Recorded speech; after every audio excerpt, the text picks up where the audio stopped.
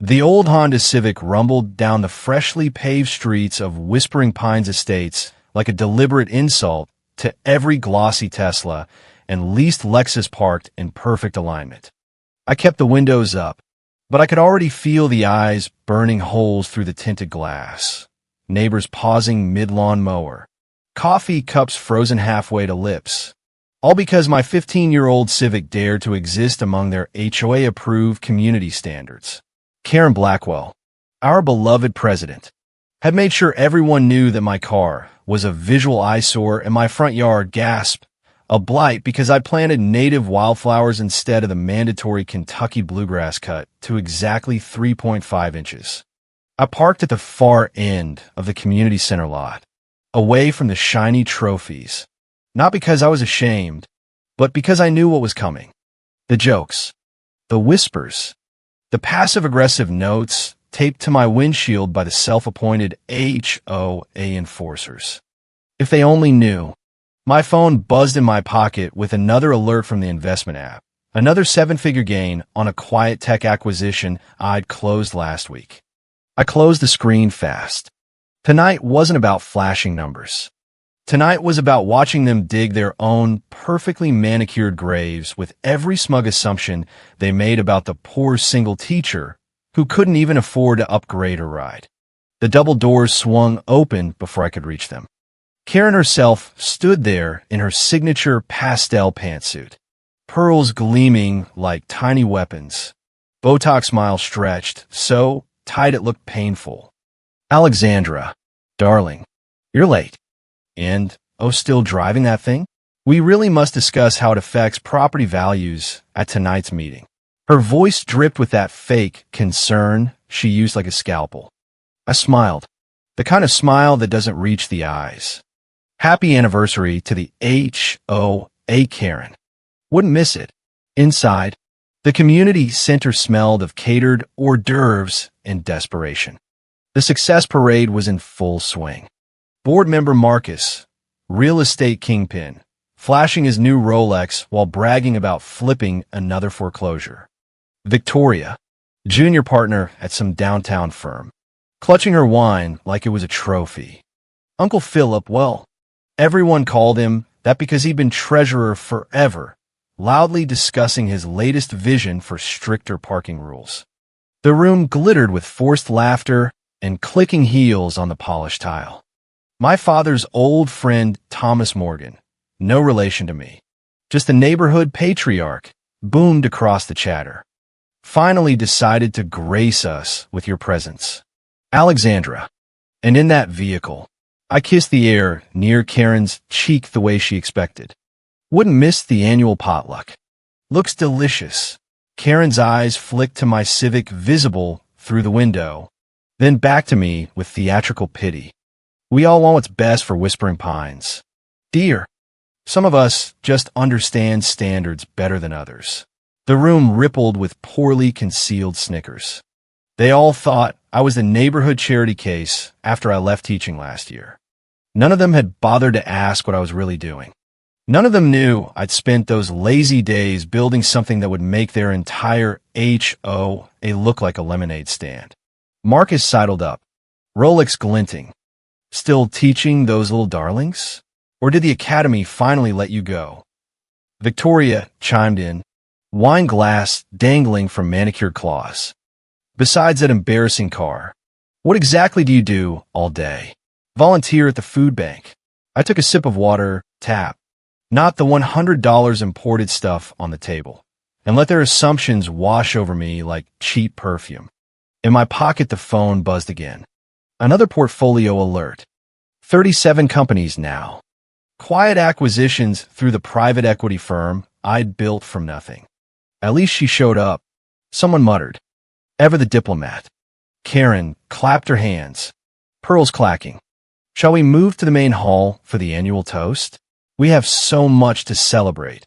Our pristine lawns, our zero-tolerance policy on eyesores, and most importantly, the standards that keep Whispering Pines the envy of every other neighborhood."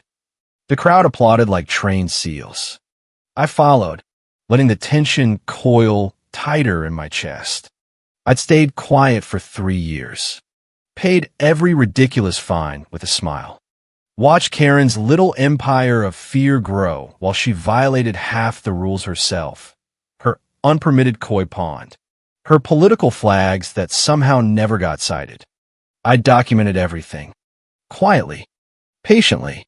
Because true power doesn't scream. It waits. Dinner was exactly the nightmare I expected. Crystal glasses. $100 wine. Conversations about vacation homes in Aspen and country club memberships. Every few minutes, someone glanced at me with that special blend of pity and contempt. Karen stood at the head table, raising her glass for the toast. To success and those who achieve it. And to those who, well, we can't all be winners. Can we? Her eyes locked on me like a laser. Something inside me clicked, not rage, but crystal clear clarity. I'd watched them measure worth in car models and grass height for years. I let them slander me as the slob who drags down values. Time to stop watching. I pulled out my phone, opened the portfolio app, and cleared my throat loud enough for the whole room to freeze. You're right, Karen. We can't all be winners. I stood, holding the screen high. Would someone like to calculate the combined net worth of everyone at this table, including the vacation homes, the leased luxury cars, the investment properties? Marcus, always the show-off, whipped out his phone. Easy. Let's add it up. Numbers flew. 47 million. Give or take.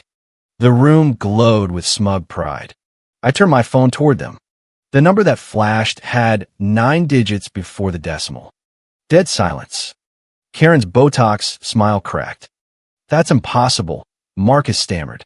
I scrolled slowly, letting them see the tech startups, the real estate holdings, the private equity deals I closed while they were busy writing me $500 fines for excessive dandelions.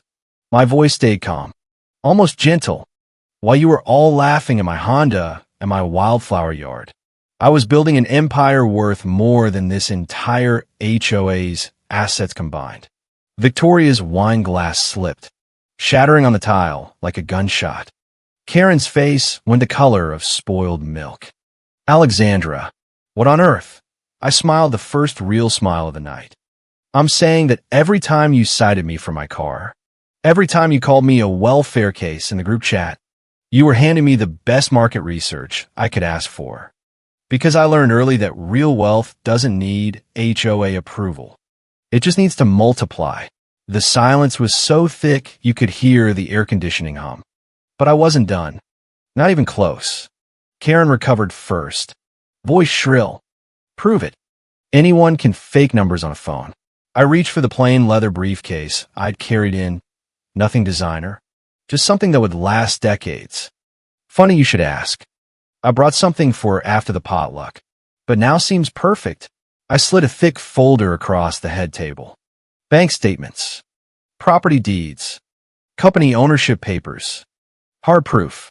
Marcus snatched it first, hands shaking as he flipped pages. Morgan Global Ventures, that's you? I nodded. Among others. Victoria leaned in. Perfect makeup cracking. The name meant something to her. She'd been gunning for partner at the firm I'd quietly acquired 3 months ago. Karen's pearls trembled. You were just a teacher all those years I was teaching, I said softly. I was also learning. And investing. You'd be amazed what CEOs' kids tell their teachers about their parents' blind spots. Thomas Morgan gripped the table. Face pale. Why keep it secret? Why drive that thing? I leaned back, letting the room stew. Because success isn't about showing off. It's about building something sustainable. Something real. Karen scoffed, trying to regain control. Real? You've been deceiving the entire neighborhood for years. No, I corrected gently. I've been working while you've been posturing. There's a difference. I pulled out one more document. Several people gasped. For example, did you know that when the HOA was quietly drowning in debt last year, those secret loans to cover your little improvement projects, Karen, I was the one who bought the note? Through a subsidiary. Of course. Didn't want the Morgan name attached until the right moment. Karen's face went from white to green. The room erupted in whispers. Victoria started crying, realizing her career now rested in my hands. Marcus frantically Googled my companies. Karen's voice cracked. This is blackmail. I stood, gathering my things. No, Karen, this is accountability. And if you'll excuse me, I have an early meeting tomorrow. Acquiring management companies takes time. You know, as I turned to leave, Karen's desperate voice stopped me. Wait, the HOA my position. I paused at the door. Unlike some people here, I don't measure my worth by how many neighbors I can crush. But I will be watching. Merit matters in the companies I own. Not pearl necklaces or petty fines. The drive home my trusty Honda was peaceful. My phone buzzed the whole way. Sudden friend requests. Neighbors suddenly concerned. Karen's assistant begging for a private meeting. I ignored them all. Tomorrow wasn't about drama. Tomorrow was about the 3 new acquisitions I had lined up, the tech startup I was funding, and the community foundation I'd launch, the one that would actually help people instead of finding them for dandelions. Let them stew. They thought tonight was the big reveal. They had no idea what was coming next. The morning after the potluck meltdown, I sat in my top-floor office in an unmarked downtown building. No flashy logo, no marble lobby, just quiet power the way I liked it. My assistant Sarah brought my usual plain black coffee in a plain ceramic mug. Your HOA president is in the lobby, she said, not hiding her grin. Has been since we opened. Security says she arrived at 6. I checked my watch. 7:30. Karen Blackwell, waiting 90 minutes? That was new. Send her up in 10, I said, finishing the email that would quietly restructure the HOA's management contract. When Karen walked in, she looked diminished. The pastel suit was still perfect, but the pearls seemed duller. The Botox smile gone. She stood awkwardly, like she didn't know whether to sit or kneel. Alexandra, this is quite an office.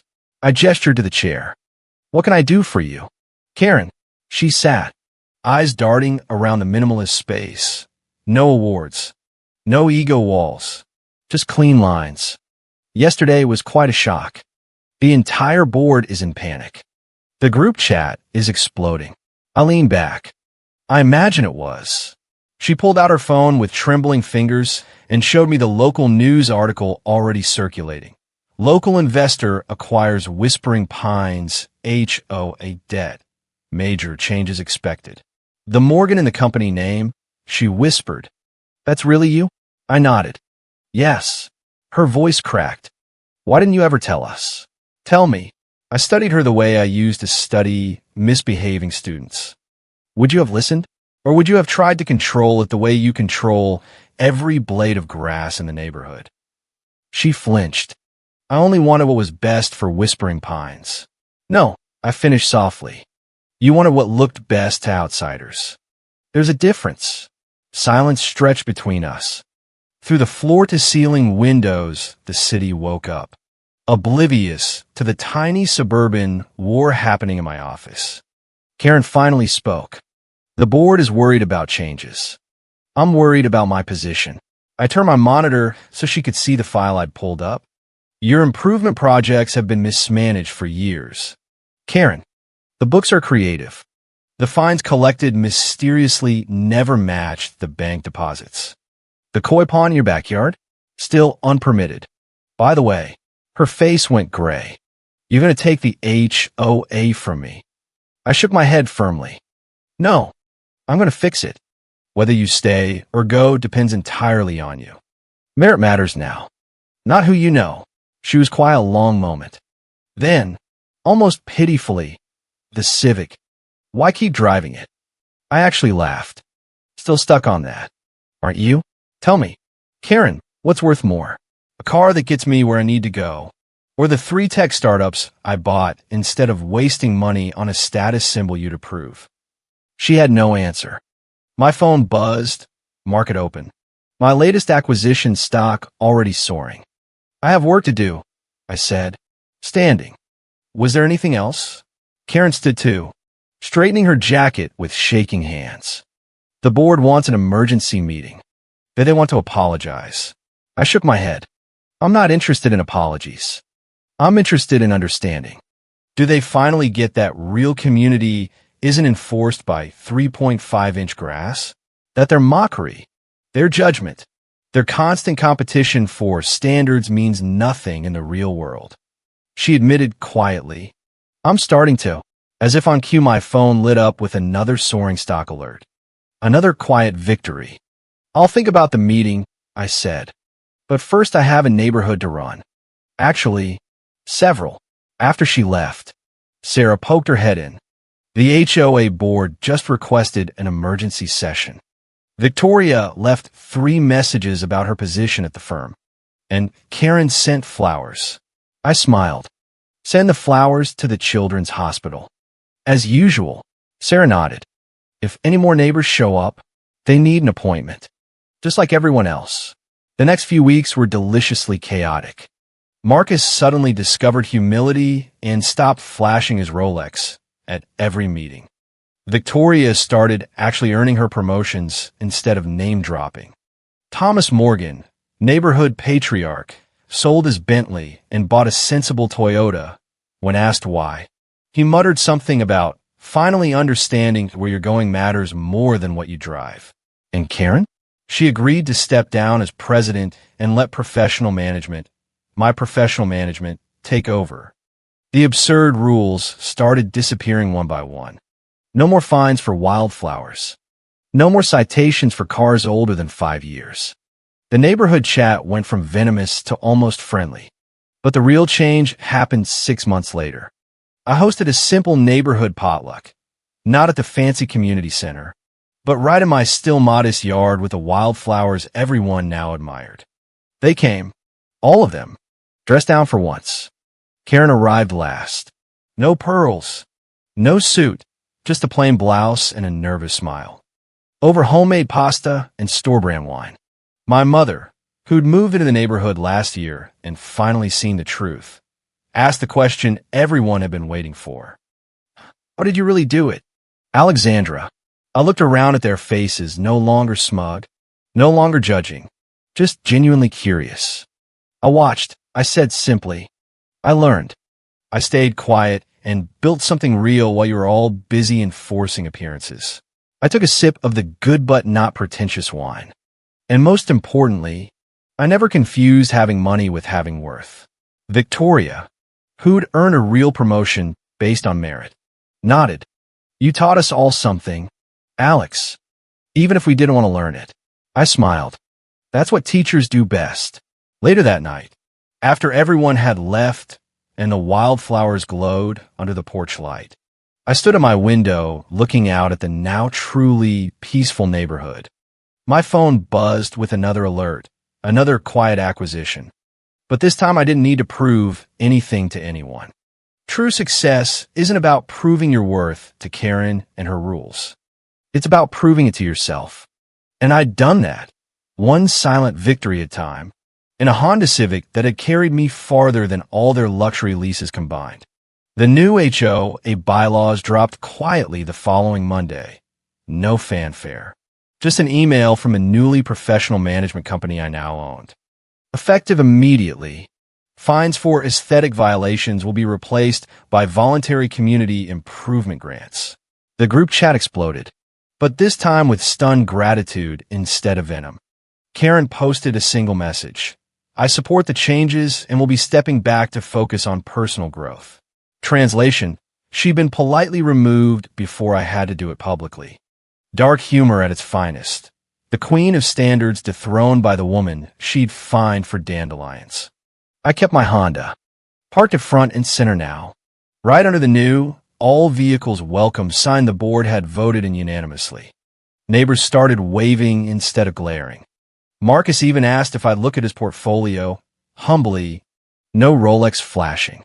Victoria brought over a bottle of decent wine and thanked me for the wake-up call. The satire wrote itself. The same people who'd called my yard a blight now asked for wildflower seeds. Karen's old koi pond, suddenly permitted after 3 years of complaints from her own neighbors. The irony tasted better than any $100 vintage. But the real satisfaction came in the small moments. Old Mrs. Henderson, who'd once signed every petition against my eyesore car, stopped me one morning. "I misjudged you. Dear, that little Civic of yours has more character than all those leased cars combined." I just smiled. "It gets me where I need to go." She laughed, the first genuine laugh I'd heard from her in years. "And apparently it gets you everywhere else too." Inside my unmarked office, the real work continued.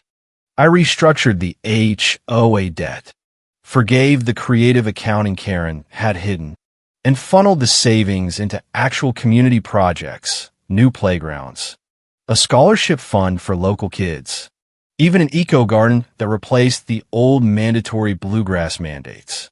The neighbors who'd once mocked my failed teacher life now lined up to thank me. Thomas Morgan showed up again, this time with a small first edition book he'd found. "For the teacher who taught the neighborhood something real," he said quietly. I accepted it without fanfare. No need to gloat. The empire I'd built didn't need applause. It just needed to keep growing. Karen tried one last desperate play. She showed up at my door one evening with a basket of artisanal muffins and a rehearsed speech about reconciliation. I invited her in, not to the mansion I could have afforded, but to my still modest living room with the same old couch. She sat, muffins untouched, and finally dropped the act. "How long were you planning this?" I shrugged. "I wasn't planning revenge, Karen. I was planning independence. You turned it into a war when you decided my existence was a threat to your kingdom." She looked smaller without the pearls. "I was scared. Losing control, it's all I had. That's the problem," I said gently. "When control is all you have, you lose everything else." She left the muffins and a quiet promise to stay out of the spotlight. I donated the muffins to the local shelter. Dark humor again. The queen of standards feeding the people she once fined for not meeting them. The neighborhood settled into a new rhythm. Rules became guidelines. Fines became community service. And my Honda? It became a legend. The car that outlasted an entire HOA empire. 6 months later, I hosted the first no standards potluck. No dress code. No grass-length police. Just people bringing whatever they could afford and laughing about the old days. Karen showed up in jeans, actual jeans, and brought store-brand potato salad. She sat next to me and, for the first time, asked real questions instead of issuing edicts. "How do you stay so calm?" I took a bite of her potato salad, surprisingly good. By remembering that real power doesn't need to yell through a megaphone at a neighborhood meeting. It just shows up consistently. She nodded. "The fight gone. You were right. About everything." That night, after the last guest left and the wildflowers swayed in the breeze, I sat on my porch with the same old Honda parked proudly in the driveway. My phone buzzed with another acquisition alert. Another quiet win. But the biggest victory wasn't the billions or the restructured HOA. It was the neighborhood that finally understood. True community isn't built on rules and shame. It's built on the people who quietly refuse to play the game and end up changing it anyway. And in the end, even Karen Blackwell had to admit the rusty Civic had driven circles around her perfect little empire. The final chapter unfolded, not with fireworks, but with the quiet satisfaction of watching a system heal itself. The new community foundation I launched, funded entirely from one of my smaller acquisitions, started awarding grants to residents who'd once been fined into poverty by Karen's old regime. Mrs. Henderson got money for her roof repair. Marcus quietly donated his Rolex proceeds to the scholarship fund. Victoria mentored local kids instead of name-dropping at board meetings. And Karen? She took a part-time job at the local garden center, ironically teaching people how to grow wildflowers instead of enforcing bluegrass. I kept teaching, too, not in a classroom anymore, but through the Foundation's workshops on financial literacy. Never confuse having money with having worth, I told every new group. The same lesson I'd lived. The same lesson that had toppled an entire HOA dynasty built on appearances. My Honda stayed parked front and center, now with a custom plate the neighbors had gifted me. STNDRDS. Standards. We all laughed every time we saw it. 1 year after the potluck meltdown, I stood at the annual meeting again, this time as a guest speaker, not the scapegoat. The room looked different. No pearls. No forced laughter.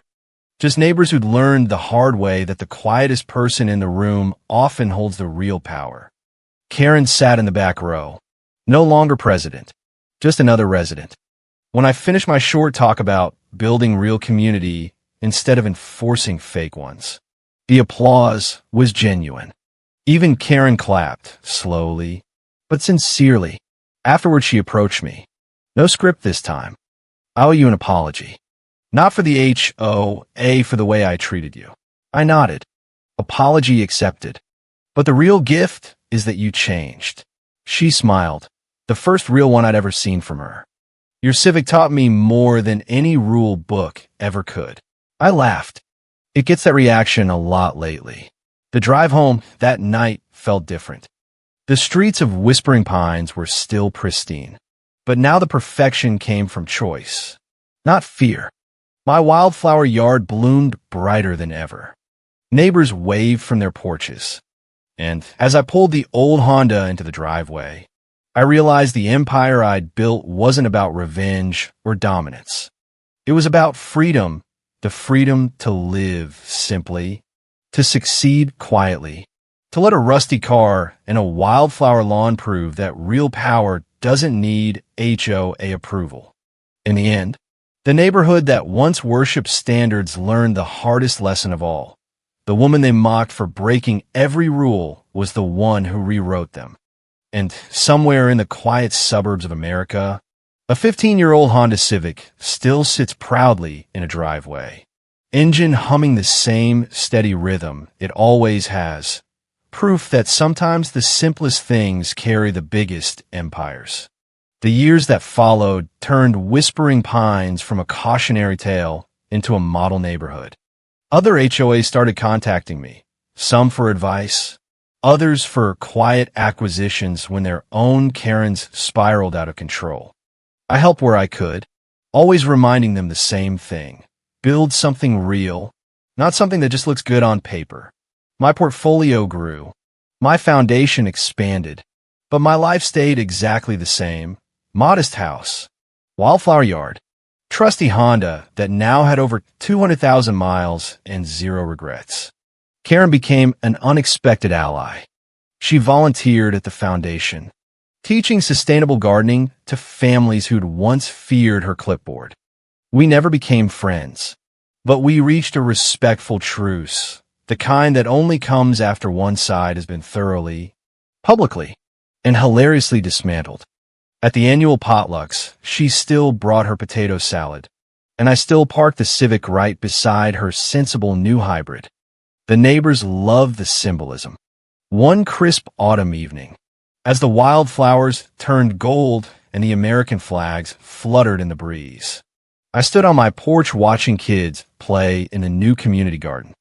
My phone buzzed with the usual alert, another quiet victory, but I didn't check it right away. Instead, I just smiled. Remembering the night, everything changed.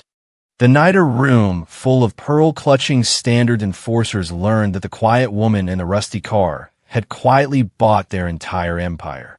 True success, I'd finally taught them all, isn't measured in grass height or car models. It's measured in the lives you lift when no one's watching. And in Whispering Pines, the lesson stuck.